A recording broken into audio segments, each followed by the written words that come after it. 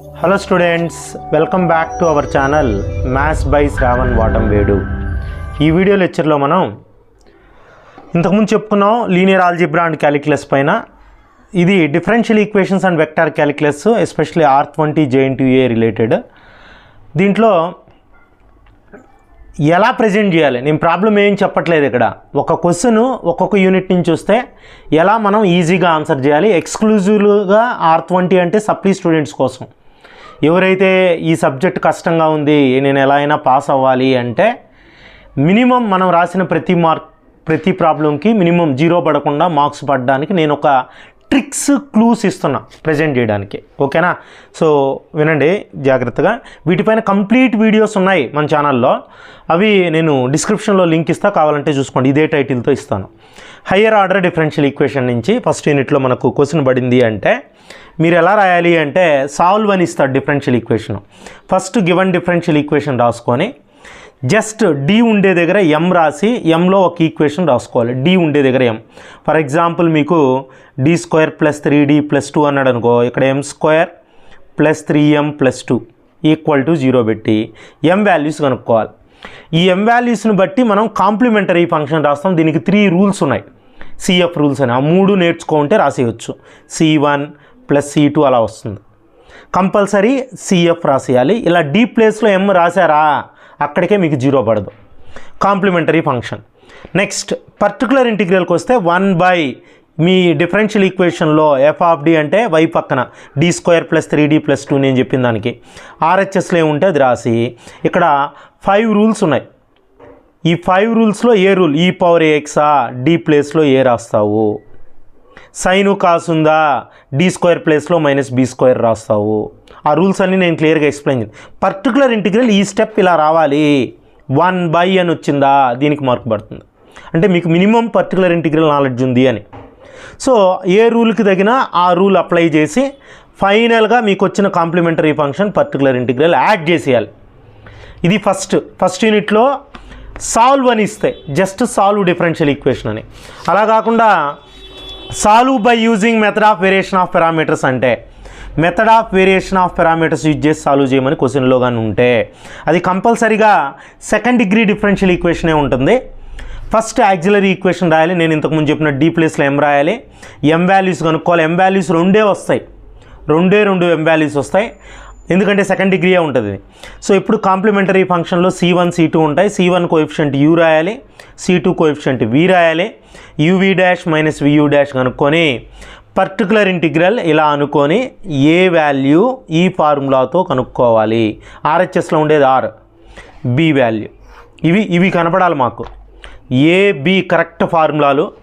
ఇలా uv' - vu' దీన్నే వ్రాన్స్కీ అని అంటారు. అలా రాస్తే ఇంకా బాగుంటుంది. సో ఇది method of variation of parameter సమ్కి ఈ డేటా కనబడాలి. ఈ డేటా కనబడిందా మీకు మినిమం మార్క్స్ గ్యారంటీ. ఓకేనా? Complementary function particular integral. ఇది యూనిట్ 1 గురించి. యూనిట్ 2లో formation of PDE, solving PDE, linear PDE ఉంటుంది. ఏ PDEని ఫామ్ చేయమని చెప్పినా, form PDE by eliminating function అన్నా కాన్స్టెంట్ అన్నా మీరేం చేయాలంటే ఫస్ట్ గివెన్ ఈక్వేషన్ రాయాలి. విత్ రెస్పెక్ట్ టు x పార్షియల్గా డిఫరెన్షియేట్ చేయాలి, విత్ రెస్పెక్ట్ టు y పార్షియల్గా డిఫరెన్షియేట్ చేయాలి. అలా డిఫరెన్షియేట్ చేసేటప్పుడు మీకు ఎక్కడైనా ∂z/∂x వస్తే p రాయాలి, ∂z/∂y వస్తే q రాయాలి కంపల్సరీగా. సో అవి రాసిన తర్వాత ఎలిమినేట్ చేయాలి. అంటే మీరు అనుకున్న AB అంటే కాన్స్టెంట్, ABని ఎలిమినేట్ చేయాలి, F ఉంటే Fని ఎలిమినేట్ చేయాలి. ఒక్కోసారి 2 ఫంక్షన్స్ ఇచ్చినప్పుడు మీరు ఇంకా ∂2z/∂x² కూడా కనుక్కోవాలి. దీన్ని R అంటారు. ∂2z/∂y² కూడా కనుక్కోవాల్సి వస్తుంది. ∂2z/∂x/∂y దీన్ని S అంటారు. అంటే ఎప్పుడు ఇది 2 ఫంక్షన్స్ ఉంటే FG క్వశ్చన్లో ఉంటే ఇవి ర్యాండమ్ కనుక్కునేయండి అని చెప్తున్నాను నేను. RTS 2 ఉంటే, ఒక ఫంక్షన్ ఉంటే ఇది సరిపోతుంది. ∂z/∂x, ∂z/∂y కంపల్సరీగా ఇవి రాస్తున్నాను. విత్ రెస్పెక్ట్ టు x పార్షియల్గా డిఫరెన్షియేట్ చేశాను, విత్ రెస్పెక్ట్ టు y పార్షియల్గా డిఫరెన్షియేట్ చేశాను అని రాయాలి. ఫామ్ PDE బై ఎలిమినేటింగ్ కాన్స్టెంట్కి. ఫైనల్ ఆన్సర్లో మీరు అనుకున్న కాన్స్టెంట్ లేకుండా చేయాలి. నెక్స్ట్ సాల్వింగ్ లీనియర్ PDE కన్ఫామ్గా ఇదే మోడల్లో ఉంటుంది. సో ఇలా p tan x + q tan y = tan z కానీ, p √x + q √y = √z కానీ ఇలా ఉంటాయి. ప్రాబ్లమ్స్. ఈ స్మాల్ p పక్కన ఉండేది క్యాపిటల్ P, స్మాల్ q పక్కన ఉండేది క్యాపిటల్ Q, RHSలో ఉండేది R.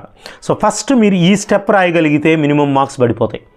అది లీనియర్ PD అని మీకు క్లియర్గా అర్థం అవుతుంది. స్మాల్ p స్మాల్ q ఉంటాయి, ఈక్వల్ టు R ఉంటుంది, సాల్వ్ అని ఉంటుంది. dx by capital P, dy by capital Q, dz by capital R. ఇది ఫార్ములా లాగా యాక్సిలరీ ఈక్వేషన్కి రాసి మీకు థాట్ ఉంటే ఏవైనా రెండు పక్కన రాసి ఇంటిగ్రేట్ చేస్తే గ్రూపింగ్ అయితే ఆన్సర్ వస్తుంది.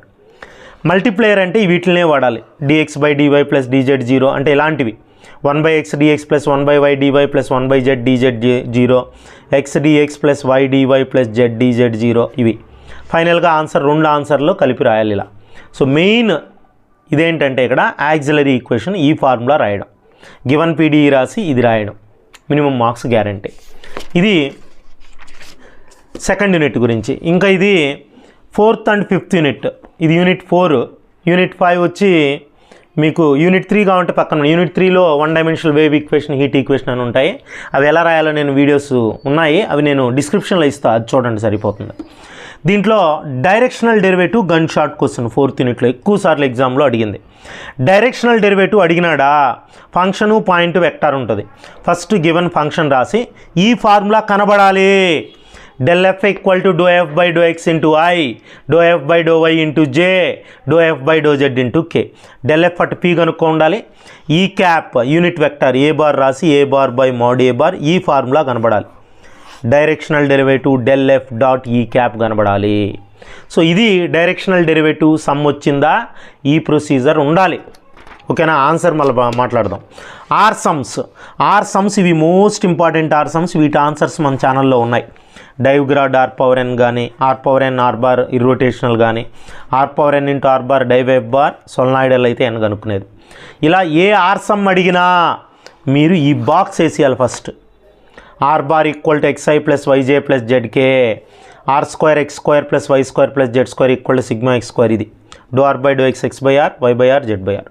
ఇది రాసి తర్వాత r power n into r bar, r power n r bar అంటే ఏంది ఆన్సర్ ఉంది మీకు. ఆన్సర్ అంతా ఉన్నాయి ఈ మూడిటి ఆన్సర్లో, నేను పెడతాను డిస్క్రిప్షన్లో లింక్. సో ఇంకా అది యూనిట్ 4లో మెయిన్ ఆ రెండే. ఇంకా ఇర్రోటేషనల్ స్కేలార్ పొటెన్షియల్ కనుక్కోమని అప్పుడప్పుడు అడుగుతుంటాడు. ఇర్రోటేషనల్ అన్నాడంటే కర్ల్ ఎఫ్ బార్ అంటే ఇలా డెట్ పడిపోవాలి. I j k do by do x, do by do y, do by do z, F1 F2 F3, curl f bar 0 అని ప్రూవ్ చేయాలి ఇర్రోటేషనల్ అంటే. స్కేలార్ పొటెన్షియల్ కనుక్కోవాలంటే ఎఫ్ బార్ గ్రాడ్ ఫై అంటే ఇదే రాయాలి. ఎఫ్ బార్ అంటే గివన్ వెక్టార్లో ఐ కోఎఫిషియంట్ దీనికి, జే కోఎఫిషియంట్ దీనికి, కే కోఎఫిషియంట్ దీనికి ఈక్వల్ చేసి ఫై అంటే ఇలా ఇంటిగ్రల్ సింబల్స్ కనబడి ఉండాలి. స్కేలార్ పొటెన్షియల్ వచ్చేస్తుంది. ఇది స్కేలార్ పొటెన్షియల్ ఇర్రోటేషనల్ సమ్. ఓకేనా, ఇంకా ఫైనల్గా యూనిట్ 5 వెక్టార్ ఇంటిగ్రల్ థియరమ్స్ 3 ఉన్నాయి. నేను వీటిపైన ఎక్కువ చెప్పట్లేదు, ఎందుకంటే వెక్టార్ ఇంటిగ్రల్ థియరమ్ సమ్స్ ఎలా అటెంప్ట్ చేయాలో ఒక వీడియో చేస్తున్నాను ఎక్స్క్లూజివ్గా. ఆ వీడియో డిస్క్రిప్షన్లో పెడితే అది చూసుకుంటే చాలు. ఈ యూనిట్ 5 పర్పస్ మాత్రమే. బట్ బ్రీఫ్గా చెప్తున్నాను, స్టోక్స్ థియరమ్ నుంచి ప్రాబ్లం పడిందా, కంపల్సరీ స్టోక్స్ థియరమ్ స్టేట్మెంట్ రాయండి. కర్ల్ ఎఫ్ బార్ ఇలా వేసి ఉండాలి. సో మినిమం 3 మార్క్స్ పడిపోతాయి. Stokes theorem statement, curl f bar అంటే det plus minus plus. Stokes theorem ఎలా అడిగినా, వెరిఫై అడిగినా, యూజ్ అడిగినా. Green's theorem integral over c statement రాయాలి. ఎం ఏంటి, ఎన్ ఏంటి, do m by do y, do n by do x ఉండాలి. Green's theorem ఏ ప్రాబ్లం ఇచ్చినా. Gauss divergence theorem double integral over s f bar dot n bar d s, triple integral over v div f bar d v, ఇది ఉండాలి. Dive f bar అంటే ఇలా కనుక్కో ఉండాలి.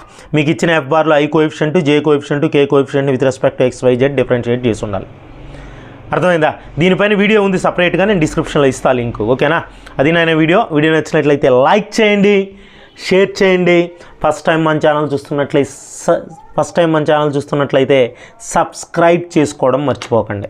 Thanks for watching. All the best for your exams. Right well.